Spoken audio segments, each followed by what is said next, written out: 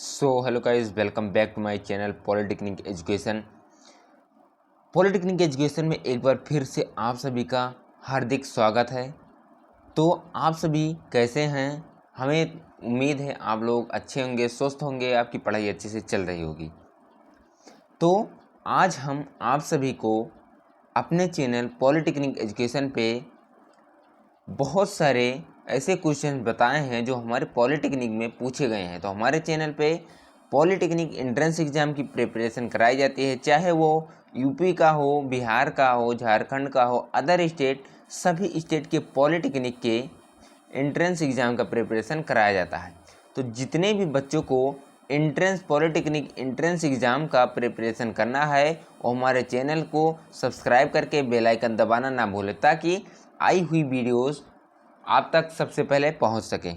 ठीक है, तो आज हम आपको कुछ ऐसे महत्वपूर्ण क्वेश्चंस, इम्पोर्टेंट क्वेश्चंस बताएंगे जो हमारे एंट्रेंस एग्ज़ाम में कई बार पूछे जा चुके हैं। ऐसे ही क्वेश्चंस आपके एंट्रेंस एग्ज़ाम में पूछे जाते हैं। तो आप सभी को हम बता दें कि आप सभी लोगों को टॉप कॉलेजों में एडमिशन लेने के लिए कितने क्वेश्चन सही करने होंगे। तो आप लोगों को अगर टॉप के कॉलेजों में एडमिशन लेना है तो आपको 80 प्लस क्वेश्चन सही करने होंगे। कितना? 80 प्लस क्वेश्चन सही करने होंगे। 80 प्लस क्वेश्चन कब सही होंगे? जब आप विधिवत तरीके से अच्छे से पढ़ेंगे, तभी आप लोगों का 80 प्लस क्वेश्चन तैयार हो पाएगा।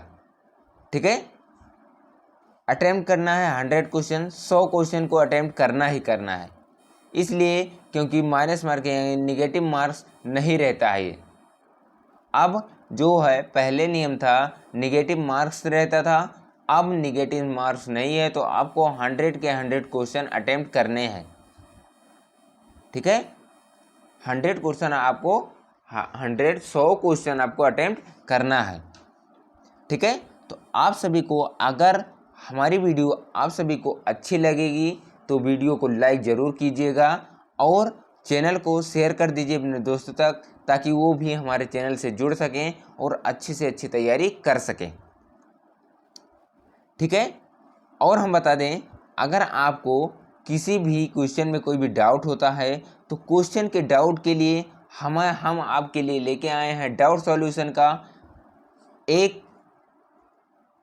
ऐप है। उस ऐप पे यानी कि व्हाट्सएप ग्रुप है हमारा डाउट सॉल्यूशन के लिए। उसी व्हाट्सएप ग्रुप का लिंक जो है, उस व्हाट्सएप ग्रुप का लिंक आपको हमारे इसी वीडियो के डिस्क्रिप्शन बॉक्स में मिल जाएगा।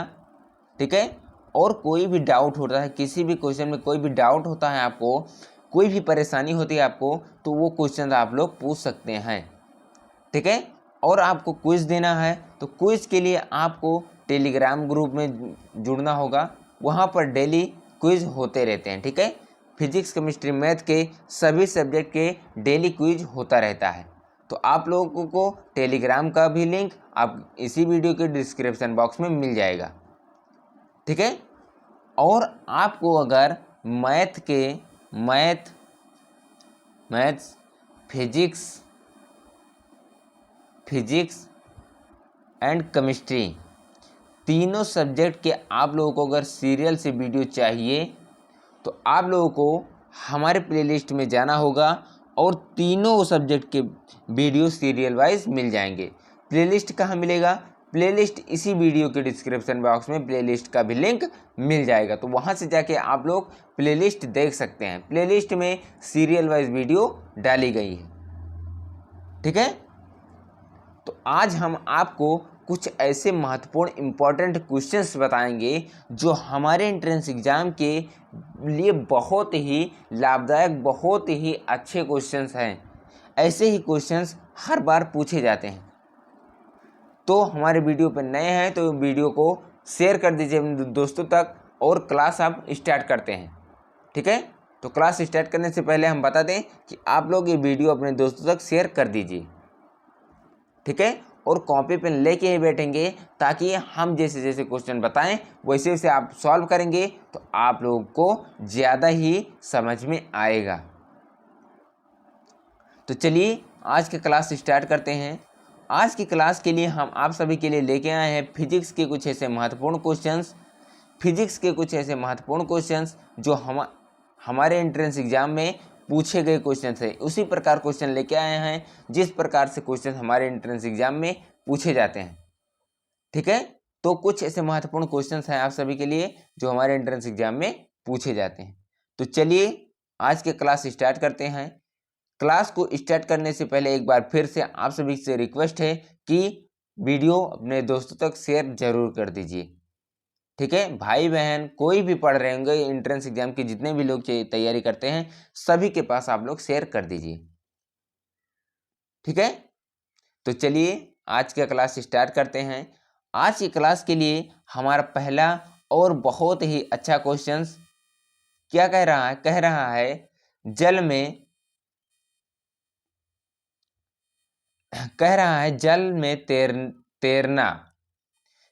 में तैरना न्यूटन की गति के किस नियम के कारण संभव है? जल में तैरना न्यूटन की गति के किस नियम के कारण संभव है? ठीक है, तो इस क्वेश्चन का आंसर आप लोग जल्दी जल्दी बताते रहिए। ठीक है, आप लोग इस क्वेश्चन का आंसर कमेंट में बताते रहिए, साथों साथ चलते रहिए बताते हुए। तो कह रहा है जल में तैरना न्यूटन की गति के किस नियम के कारण संभव है? प्रथम नियम, द्वितीय नियम, तृतीय नियम या ये सभी? तो जल में तैरना न्यूटन की गति के तृतीय नियम के कारण संभव है, क्योंकि इसका तृतीय नियम का कहना है क्रिया प्रतिक्रिया नियम तृतीय नियम को हम कहते हैं। जितने बल से हम अपने शरीर को आगे की ओर ढकेलेंगे, पानी में तैरना सीखेंगे, उसी प्रकार उतने ही बल से वो पानी आपको पीछे की ओर ढकेलेगा। ठीक है, तो जितने ही बल हम आगे लगाएंगे उसी दिशा में, उसके विपरीत दिशा में आपको, इस दिशा में आप लोग तैर रहे हैं तो आपकी इस विपरीत दिशा में बल लगाएगा तो ये क्या हो गया? क्रिया प्रतिक्रिया बल हो गया। ठीक है, क्रिया प्रतिक्रिया बल हो गया। तो न्यूटन के तृतीय नियम को क्रिया प्रतिक्रिया का नियम कहते हैं। तो जल में तैरना न्यूटन की गति के तृतीय नियम के कारण संभव है। तो इसका राइट आंसर क्या हो जाएगा? Option number C is the right answer. Option number C तृतीय नियम, न्यूटन के तृतीय नियम का कहता है क्रिया प्रतिक्रिया नियम। जितना बल से आप लोग आगे की जाएंगे उसी के विपरीत दिशा में आपको उतने ही बल से वो पीछे की ओर आपको ढकेलेगा। ठीक है, तो इस नियम को क्या कहते हैं? क्रिया प्रतिक्रिया नियम, न्यूटन का तृतीय नियम। तो इसका राइट आंसर हो जाएगा option number C is the right answer. अगला क्वेश्चन क्या कह रहा है? निम्नलिखित में से कौन सी राशि सदिश नहीं है? आपको सदिश राशि बतानी है। निम्नलिखित में से कौन सी सदिश राशि नहीं है? निम्नलिखित में से कौन सी राशि सदिश राशि नहीं है? तो इसका आंसर जल्दी जल्दी बताते रहिए। आप लोगों को समय पर्याप्त मिलता रहता है, आप लोग उतने ही समय में आप लोग आंसर बताते रहिए, कमेंट में बताते रहिए, कमेंट करते रहिए। ठीक है, और वीडियो अगर समझ में आए तो वीडियो को लाइक करना और दोस्तों तक शेयर करना मत भूलिए। ठीक है, और हमारे चैनल से जुड़ने के लिए अगर चैनल पे नए हैं तो चैनल को सब्सक्राइब करें और बेल आइकन दबाना ना भूलें, ताकि आई हुई वीडियो सबसे पहले आप सभी तक पहुंच सके। ठीक है, तो क्या कह रहा है? निम्नलिखित में से कौन सी राशि सदिश राशि नहीं है? वेग, आयतन, विस्थापन, बल। सदिश राशि कौन सी राशियां होती हैं जिसमें दिशा के साथ साथ परिमाण भी दिया रहता है? परिमाण के साथ साथ दिशा, दिशा के साथ साथ परिमाण। और अदिश राशि में दिशा नहीं होता है, सदिश राशि में दिशा होती है। तो वेग एक प्रकार से सदिश राशि है, विस्थापन भी सदिश राशि है, बल भी सदिश राशि है, लेकिन आयतन जो है एक प्रकार का अदिश राशि है। तो इसमें पूछा है सदिश नहीं है, यानी कि कौन सी राशि? अदिश राशि है। ठीक है, तो अदिश राशि है इसमें आयतन एक प्रकार का अदिश राशि है, सदिश नहीं है। ठीक है, तो इसका राइट आंसर हो जाएगा option number B is the right answer. अगला क्वेश्चन क्या है? एंगस्ट्रम क्या मापता है? क्या कह रहा है? एंगस्ट्रम एंगस्ट्रम क्या मापता है? ठीक है, एंगस्ट्रम क्या मापता है? ठीक है, तो इस क्वेश्चन का आंसर जल्दी जल्दी कमेंट में बताते रहिए। अगर आप लोग जितने ही कमेंट करेंगे, जितने तेजी से आप लोगों की कमेंट चलेगी, उतना ही हमें उम्मीद होगा कि बच्चे पढ़ रहे हैं, बच्चों को समझ में आ रहा है, आप सभी को समझ में आ रहा है। ठीक है, तो आप लोग जल्दी जल्दी कमेंट करते रहिए और पढ़ते रहिए, मेहनत से पढ़िए। तो पूछा है एंगस्ट्रम क्या मापता है, तरंग दैर्ध्य, आवर्तकाल, आवृत्ति या समय। तो एंगस्ट्रम जो है वो क्या मापता है, तरंग दैर्ध्य मापता है। क्या मापता है, तरंग दैर्ध्य मापता है। और ये तरंग दैर्ध्य मापता है, लेकिन कभी कभी पूछ लेता है एक एंगस्ट्रॉम बराबर कितना होता है, एक एंगस्ट्रॉम बराबर कितना होता है। तो एक एंगस्ट्रॉम बराबर होता है 10 पावर माइनस 10 होता है। कितना होता है, 10 पावर माइनस 10 होता है। एक एंगस्ट्रॉम बराबर 10 पावर माइनस 10 मीटर होता है। कितना होता है, एक एंगस्ट्रॉम बराबर 10 पावर माइनस 10 मीटर होता है। ठीक है, तो ये तो एंगस्ट्रॉम, एक एंगस्ट्रॉम की बात हो गई। ये पेपर में ये भी क्वेश्चन आ सकता है कि एक एंगस्ट्रॉम कितने के बराबर होता है, कितना मीटर के बराबर होता है। ठीक है, लेकिन हमारा क्वेश्चन कुछ दूसरा पूछा था। क्वेश्चन पूछा था एंगस्ट्रॉम क्या मापता है। तो एंगस्ट्रॉम जो है वो क्या मापता है, तरंग दैर्ध्य मापता है। क्या मापता है, तरंग दैर्ध्य मापता है। तो इसका राइट आंसर क्या हो जाएगा, option number A is the right answer, तरंग दैर्ध्य। ठीक है, अगला क्वेश्चन क्या कह रहा है, किस वैज्ञानिक ने सर्वप्रथम बर्फ के दो टुकड़ों के आपस में घिसकर पिघला दिया। किस वैज्ञानिक ने, पूछा है क्वेश्चन, किस वैज्ञानिक ने सर्वप्रथम बर्फ के दो टुकड़े को आपस में घिसकर पिघला दिया। ठीक है, तो कौन से वैज्ञानिक थे जो बर्फ के दो टुकड़ों को आपस में घिसकर पिघला दिया था।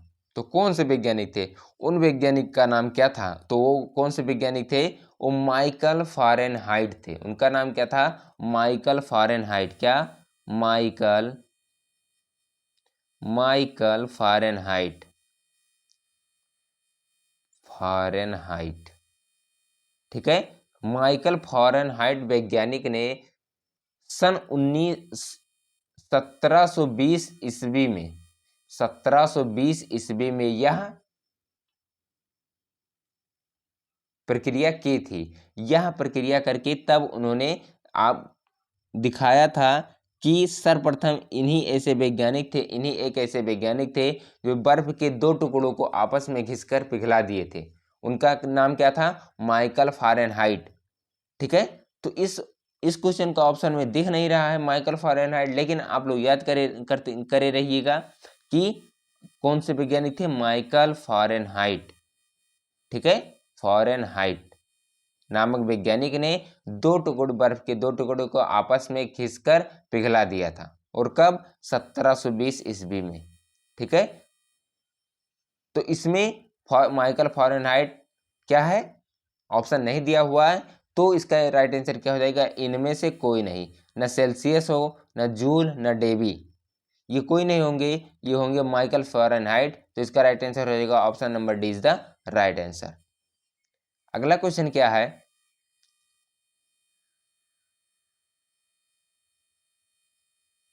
ऊष्मा एक प्रकार की ऊर्जा है जिसे कार्य में बदला जा सकता है। कितना कार्य में बदला जा सकता है। ऊष्मा एक प्रकार की ऊर्जा है जिसे कार्य में बदला जा सकता है। इसका प्रत्यक्ष प्रमाण सबसे पहले किसने दिया। ठीक है, इसका प्रत्यक्ष प्रमाण सबसे पहले किस वैज्ञानिक ने दिया, किसने दिया।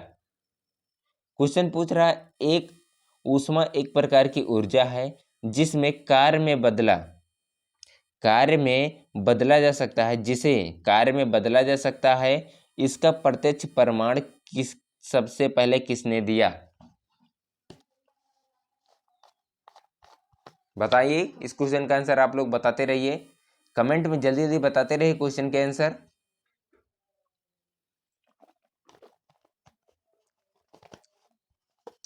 तो क्वेश्चन पूछ रहा हूँ, ऊष्मा एक प्रकार की ऊर्जा है जिसे कार्य में बदला जा सकता है, तो इसका प्रत्यक्ष प्रमाण सबसे पहले किसने दिया।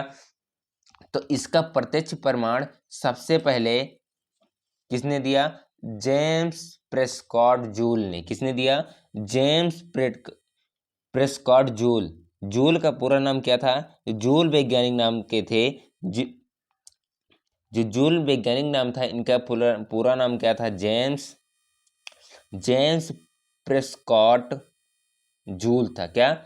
जेम्स प्रेस्कॉट जूल था। तो क्या कह रहा है? ऊष्मा एक प्रकार की ऊर्जा है जिसे कार्य में बदला जा सकता है। इसका प्रत्यक्ष प्रमाण सबसे पहले किसने दिया? तो जेम्स प्रेस्कॉट जूल ने दिया। तो इसका राइट आंसर हो जाएगा option number C is the right answer. इसका सही आंसर हो जाएगा ऑप्शन नंबर सी, इसका सही उत्तर हो जाएगा। अगला क्वेश्चन 6 नंबर क्वेश्चन कह रहा है, लोहे की सुई पानी की तरह, सॉरी, लोहे की सुई, क्या कह रहा है? लोहे की सुई पानी की सतह पर तैरती है। लोहे की सुई पानी की सतह पर तैरती है, इस परिघटना का कारण क्या है? ठीक है, लोहे की सुई पानी की सतह पर तैरती है, इस परिघटना का कारण क्या है? श्यानता, गुरुत्व त्वरण, पृष्ठ तनाव या इनमें से कोई नहीं। तो लोहे की सुई पानी की सतह पर तैरती है, इस परिघटना का कारण क्या है? तो इस परिघटना का कारण हो सकता है क्या? पृष्ठ तनाव। क्या हो सकता है? पृष्ठ तनाव। पृष्ठ तनाव के कारण लोहे की सुई पानी की सतह पर तैरती है। तो इसका राइट आंसर हो जाएगा option number C is the right answer. इसका सही आंसर क्या हो जाएगा? Option number C is the right answer. इसका आंसर हो जाएगा option number C is the right answer. पृष्ठ तनाव, पृष्ठ तनाव के कारण लोहे की सुई पानी की सतह पर तैरती है। अगला क्वेश्चन क्या है? 7 नंबर क्वेश्चन क्या कह रहा है? कह रहा है, निम्नलिखित में से किस द्रव का घनत्व सबसे कम है? ठीक है, निम्नलिखित में से किस द्रव का, द्रव्य नहीं है, किस द्रव का घनत्व सबसे कम है? मरकरी, पेट्रोल, स्वच्छ जल या नमकीन जल? ठीक है, तो इस क्वेश्चन का आंसर आप लोग जल्दी जल्दी बताते रहिए। 10 सेकंड का समय आप लोगों को मैंने दिया है, तो आप लोग इस क्वेश्चन का आंसर कमेंट में बताते रहिए। ठीक है, तो पूछ रहा है निम्नलिखित में से किस द्रव का घनत्व सबसे कम होता है? तो सबसे कम इन चारों ऑप्शन में जो मरकरी, पेट्रोल, स्वच्छ जल, नमकीन जल दिया है, वो सबसे कम घनत्व किसका होगा? पेट्रोल का होगा। किसका होगा? सबसे कम घनत्व किस पदार्थ का होगा? पेट्रोल का होगा। तो इसका राइट आंसर क्या हो जाएगा? Option number B is the right answer, petrol. ठीक है, तो इस क्वेश्चन का आंसर हो जाएगा option number B is the right answer. सबसे कम घनत्व वाला द्रव है पेट्रोल। अगला क्वेश्चन क्या है? एक हॉर्स पावर कितने वाट के बराबर होता है? क्या? एक हॉर्स पावर कितने वाट के बराबर होता है? 450 वाट, 600 वाट, 734 वाट या 746 वाट? ठीक है, तो क्या पूछा है? एक हॉर्स पावर कितने वाट के बराबर होता है? तो एक हॉर्स पावर जो होता है 745.7, जो रियल होता है 745.7 वाट होता है, लेकिन इसे इसे लगभग रूप में 746 वाट माना गया है। ठीक है, 746 वाट माना गया है। तो एक हॉर्स पावर कितने वाट के बराबर हो जाएगा? 746 वाट के बराबर हो जाएगा। तो इसका राइट आंसर क्या हो जाएगा? Option number D is the right answer. Option number D is the right answer. 746 वाट होता, एक हॉर्स पावर बराबर होता है 746 वाट। अगला क्वेश्चन क्या कह रहा है? 9 नंबर क्वेश्चन, बर्नौली प्रमेय किस पर आधारित है? जो बर्नौली प्रमेय है वो किस सिद्धांत पर आधारित है? ऊर्जा संरक्षण पर, संवेग संरक्षण पर, आवेश संरक्षण पर या इनमें से कोई नहीं? ठीक है, तो इस क्वेश्चन का आंसर बताते रहिए। आप लोग जल्दी जल्दी क्वेश्चन का के आंसर को कमेंट में बताते रहिए, ताकि हमें भी उम्मीद हो सके कि हाँ आप लोग सही से मेहनत से पढ़ रहे हैं। ठीक है, तो क्वेश्चन क्या पूछ रहा है? क्वेश्चन ही बहुत ही अच्छे क्वेश्चन है। ऐसे क्वेश्चन आपके एग्जाम में आने की संभावना बहुत ज़्यादा है। 80% चांसेस हैं आपके एग्जाम में आने के, ये क्वेश्चंस, ऐसे क्वेश्चंस आने के 80% चांस है। ठीक है, लेकिन जितने क्वेश्चन हम बताते हैं उनमें से हम गारंटी लेते हैं 60% क्वेश्चन आपके एग्जाम में पूछे जाएंगे। तो पूछ रहा क्वेश्चन बर्नौली प्रमेय आधारित है, तो बर्नौली प्रमेय जो होता है वो किस पर आधारित रहता है? ऊर्जा संरक्षण पर। किस पर? ऊर्जा संरक्षण पर आधारित रहता है। तो इसका राइट आंसर हो जाएगा option number A is the right answer. Bernoulli प्रमेय किस पर आधारित रहता है? ऊर्जा संरक्षण सिद्धांत पर। तो इसका राइट आंसर हो जाएगा option number A is the right answer. अगला क्वेश्चन क्या कह रहा है? बर्फ पर दाब बढ़ाने से उसका गलनांक क्या होगा? यदि हम बर्फ पर दाब बढ़ा देते हैं, क्या? यदि हम बर्फ पर क्या करते हैं? दाब को बढ़ा देते हैं, ठीक है। यदि हम बर्फ पर दाब को बढ़ाने से उसका गलनांक क्या हो जाएगा? घट जाएगा, बढ़ जाएगा, शून्य हो जाएगा या अपरिवर्तित रहेगा, ठीक है। तो बर्फ पर दाब बढ़ाने से उसका गलनांक क्या हो जाता है? घट जाता है, यानी कि कम हो जाता है। तो पूछा क्वेश्चन, बर्फ पर दाब बढ़ाने से उसका गलनांक क्या होगा? तो बर्फ पर दाब बढ़ाने से उसका गलनांक घट जाएगा। तो इसका राइट आंसर हो जाएगा option number A is the right answer, घट जाएगा, ठीक है। तो हमें आशा है, उम्मीद है कि आप सभी को हमारा वॉइस क्लियर आ रहा होगा, आपको हमारी बताई हुई सारे क्वेश्चन समझ में आ रहे हैं। अगर सारे क्वेश्चन समझ में आ रहे हैं तो कमेंट में बताइएगा यस नो, कोई भी कमेंट में आप लोग लाइक का इमोजी होता है वो सब आप लोग सेंड कर दी कमेंट में, वही सारे सेंड कर दीजिएगा। तो हमें भी आशा हो जाएगा कि हाँ, आप सभी को हमारे क्वेश्चन समझ में आ रहा है, ठीक है। अगला क्वेश्चन क्या कह रहा है? 11 नंबर क्वेश्चन, किसी मनुष्य के शरीर का सामान्य तापक्रम होता है। कोई भी मनुष्य होता है, उसके शरीर का जो तापमान होता है एक मानक होता है। मानक मान के बराबर होता है कि क्या पूछा है?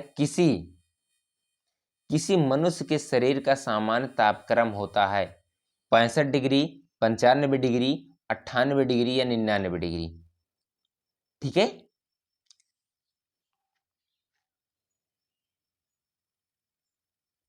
क्या पूछा है? किसी मनुष्य के शरीर का तापक्रम सामान्य होता है कितने डिग्री पर, ठीक है। तो किसी मनुष्य का जो तापक्रम होता है वो 37 डिग्री सेल्सियस, क्या?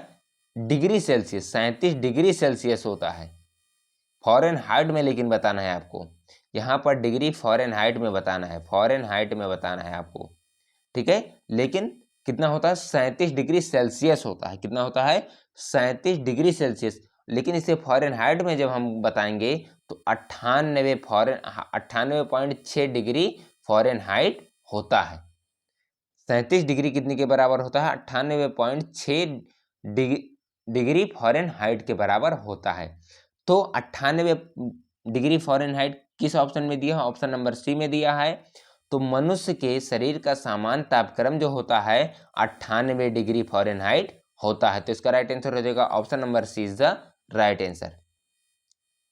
12 नंबर क्वेश्चन क्या कह रहा है? ऊष्मा का सबसे अच्छा चालक क्या है, ठीक है। 12 नंबर क्वेश्चन क्या पूछ रहा है? पूछ रहा है ऊष्मा का सबसे अच्छा चालक क्या है। तो ऊष्मा का सबसे अच्छा चालक होता है, वो होता है चांदी होता है। क्या होता है? चांदी होता है। क्या होता है? चांदी। तो इसका राइट आंसर क्या हो जाएगा? Option number A is the right answer. चांदी जो है वो ऊष्मा का सबसे अच्छा चालक है। अगला क्वेश्चन क्या है? 13 नंबर क्वेश्चन, निम्नलिखित में से किसी ऊष्मा धारिता अधिक है, सॉरी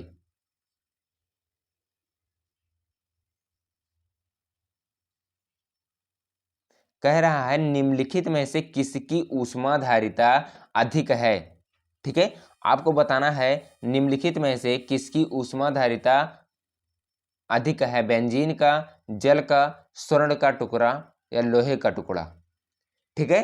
तो पूछा निम्नलिखित में से किसकी ऊष्माधारिता अधिक है, तो जल का ऊष्माधारिता सबसे अधिक होता है। तो इसका राइट आंसर क्या हो जाएगा? Option number B is the right answer. जल जो है उसकी, इस चारों ऑप्शन में जल जो है उसकी ऊष्माधारिता सबसे अधिक है, ठीक है। तो यही तो पूछा निम्नलिखित में से, यानी कि इन्हीं चारों में से किसकी ऊष्माधारिता अधिक है। तो इसका राइट आंसर हो जाएगा ऑप्शन नंबर बी जल। क्या हो जाएगा? ऑप्शन नंबर बी जल हो जाएगा। अगला क्वेश्चन क्या है? 14 नंबर क्वेश्चन, निम्नलिखित में से किसके द्वारा अधिक ज्वालक पैदा होता है? ठीक है, निम्नलिखित में से किसके द्वारा अधिक ज्वालक उत्पन्न होता है या पैदा होता है? भाप के द्वारा, गर्म हवा के द्वारा, सूर्य की किरणें के द्वारा, या ये सभी? ठीक है, तो इस क्वेश्चन का आंसर आप लोगों को हमें कमेंट में बताना है। ठीक है, आप लोग इस क्वेश्चन का आंसर कमेंट में जरूर बताइएगा कि इस क्वेश्चन का आंसर क्या हो सकता है। अगर आप लोगों ने कमेंट में बताएंगे आप लोग क्वेश्चन के आंसर, ये कुछ इसी प्रकार के क्वेश्चन का आंसर आप लोग कमेंट में बताएंगे तो हमें भी उम्मीद हो जाएगी, आशा हो जाएगी कि आप लोग मेहनत से तैयारी से पढ़ रहे हैं। ठीक है, तो इस क्वेश्चन का आंसर आप लोगों को कमेंट में बताना है। कमेंट में बताइएगा कि इस क्वेश्चन का आंसर क्या हो सकता है। ठीक है, चलते हैं अगले क्वेश्चन पे। अगला क्वेश्चन क्या कह रहा है, निम्नलिखित में से किसमें सर्वोच्च विशिष्ट ऊष्मा का मान होता है? निम्नलिखित में से किसमें सर्वोच्च विशिष्ट ऊष्मा का मान होता है? तांबा में, शीशा में, जल में, या कांच में? ठीक है, तो सब सर्वोच्च विशिष्ट ऊष्मा का मान किसमें सबसे अधिक होता है? जल में होता है। किसमें होता है? जल में सर्वोच्च विशिष्ट ऊष्मा होती है। तो इसका राइट आंसर हो जाएगा option number C is the right answer. Option number C is the right answer. जल जो है जिसमें सर्वोच्च विशिष्ट ऊष्मा होता है। ठीक है, जल में सर्वोच्च विशिष्ट ऊष्मा होता है। तो इसका राइट आंसर हो जाएगा option number C is the right answer. अगला क्वेश्चन क्या कह रहा है, 16 नंबर क्वेश्चन, ऊष्मा का सबसे अच्छा चालक है। ठीक है, इससे पहले क्वेश्चन और आया था, इससे पहले क्वेश्चन और पूछ लिया था, तो वही क्वेश्चन है, सेम क्वेश्चन है। ऊष्मा का सबसे अच्छा चालक चांदी था, तो इसका राइट आंसर हो गया चांदी। Option number A is the right answer. ऊष्मा का सबसे अच्छा चालक क्या है? चांदी है। तो इसका राइट आंसर हो जाएगा option number A is the right answer. अगला क्वेश्चन क्या है, आणविक संगठन के द्वारा ऊष्मा का संप्रेषण क्या कहलाता है? क्या कह रहा है, आणविक संगठन के द्वारा ऊष्मा का संप्रेषण क्या कहलाता है? संवहन, विकिरण, चालन, या प्रकीर्णन? ठीक है, तो आणविक संगठन के द्वारा ऊष्मा का संप्रेषण क्या कहलाता है? चालन कहलाता है। तो इसका राइट आंसर क्या हो जाएगा? Option number C is the right answer. चालन जो है वो क्या है? ऊष्मा का संप्रेषण है। तो इसका राइट आंसर हो जाएगा ऑप्शन नंबर सी, चालन। अगला क्वेश्चन क्या कह रहा है, 18 नंबर क्वेश्चन, निम्नलिखित द्रवों में कौन सा ऊष्मा का बहुत अच्छा चालक है? निम्नलिखित द्रवों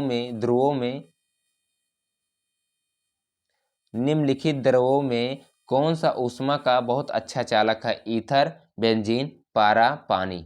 ठीक है, तो इस क्वेश्चन का आंसर आप लोग 10 सेकंड के अंदर बताइए। तब तक एक बार फिर से हम क्वेश्चन को रिपीट कर देते हैं। कह रहा है निम्नलिखित द्रवों में से कौन सा ऊष्मा का बहुत अच्छा चालक है?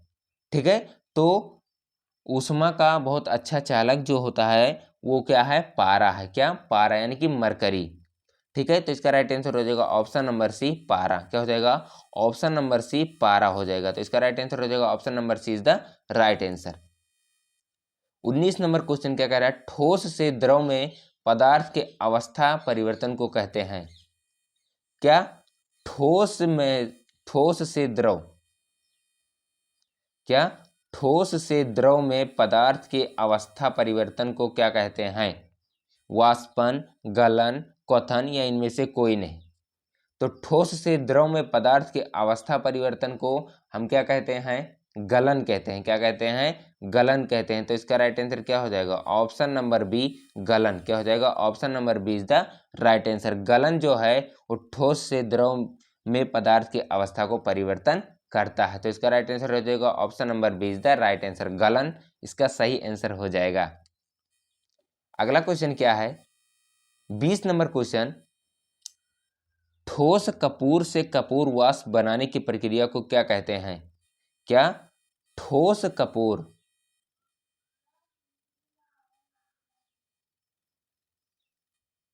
क्या कह रहा है क्वेश्चन, ठोस कपूर जो है, ठोस कपूर से कपूर वाष्प बनाने की प्रक्रिया को क्या कहते हैं? ऊर्ध्वपातन कहते हैं, वाष्पीकरण कहते हैं, पिघलना कहते हैं, इनमें से कोई नहीं? तो ठोस कपूर से कपूर वाष्प बनाने की प्रक्रिया को हम ऊर्ध्वपातन कहते हैं। ऊर्ध्वपातन प्रक्रिया द्वारा हम ठोस पदार्थ को वाष्प में बनाने की प्रक्रिया कर सकते हैं। तो प्रक्रिया क्या है? ऊर्ध्वपातन है। क्या है? ऊर्ध्वपातन है। तो इसका राइट आंसर क्या हो जाएगा? Option number B, sorry option number A is the right answer. ठीक है, तो इसका सही आंसर क्या हो जाएगा? ऑप्शन नंबर ए, ऊर्ध्वपातन। ठीक है, तो हमें आशा है, उम्मीद है कि आप सभी को हमारी वीडियो समझ में आ रही हो, अच्छी लगी होगी। अगर अच्छी लगी हो तो वीडियो को लाइक करें और दोस्तों तक शेयर करना ना भूलें।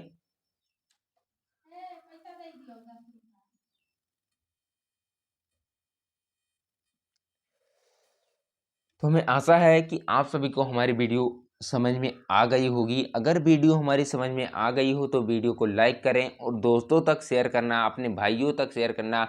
जितने भी आपके सहपाठी हैं, जो भी बच्चे पॉलिटेक्निक एंट्रेंस एग्जाम की तैयारी करते हैं, सभी के पास आप लोग सेंड कर दीजिए, शेयर कर दीजिए। ठीक है, और हमारे चैनल पे अगर नए हैं तो चैनल को सब्सक्राइब करके बेल आइकन दबाना ना भूलें, ताकि आई हुई वीडियो सबसे पहले आप सभी तक पहुंच सके। ठीक है, तो आप लोग मेहनत से पढ़ें, मेहनत से तैयारी करें, ताकि आप लोग भी टॉप कॉलेजों में, यूपी के टॉप कॉलेजों में, बिहार के टॉप कॉलेजों में एडमिशन ले सकें। ठीक है, यूपी के, बिहार के या अन्य स्टेट, किसी भी स्टेट में आप लोग जिस कॉलेज में एडमिशन लेना चाहते हैं, उस कॉलेज के लिए उतने ही मेहनत करना होगा, अगर आपको वैसे ही कॉलेज को, टॉप के कॉलेजों में एडमिशन लेना है। ठीक है, और हम आपके लिए हमेशा जुड़े रहेंगे। आप भी जब भी आप लोगों को कोई भी समस्या होती है तो हम आपको अपना कॉन्टैक्ट नंबर दिए हुए हैं, उस पर मैसेज ना करके आप लोग व्हाट्सएप ग्रुप से जुड़ जाइए या टेलीग्राम ग्रुप से जुड़ जाइए। और आप लोग को किसी भी क्वेश्चन में कोई भी डाउट पूछना है, कोई भी क्वेश्चन का आंसर पूछना है, तो आप लोग हमें व्हाट्सएप ग्रुप पे सेंड कर दीजिए। व्हाट्सएप ग्रुप का जो लिंक है वो इसी वीडियो के डिस्क्रिप्शन बॉक्स में मिल जाएगा। वहाँ से जाएंगे, आपको लिंक मिलेगा, लिंक खोलेंगे, लिंक खोलने के बाद आप लोगों को हमारा ग्रुप आ जाएगा। तो उस ग्रुप से जुड़िए और अच्छे से अच्छी तैयारी कीजिए।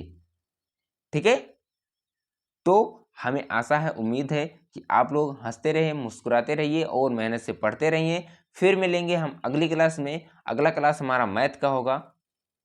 ठीक है, तो मैथ के हम ऐसे क्वेश्चंस लेके आएंगे, मैथ के ऐसे क्वेश्चन लेके आएंगे जो हमारे एग्जाम में हमेशा, हर बार ऐसे ही क्वेश्चंस आते हैं, वैसे ही क्वेश्चंस आप सभी के लिए लेके हम आएंगे। ठीक है, तो चलिए फिर मिलेंगे अगली क्लास में। तब तक के लिए आप लोगों को बेस्ट ऑफ लक।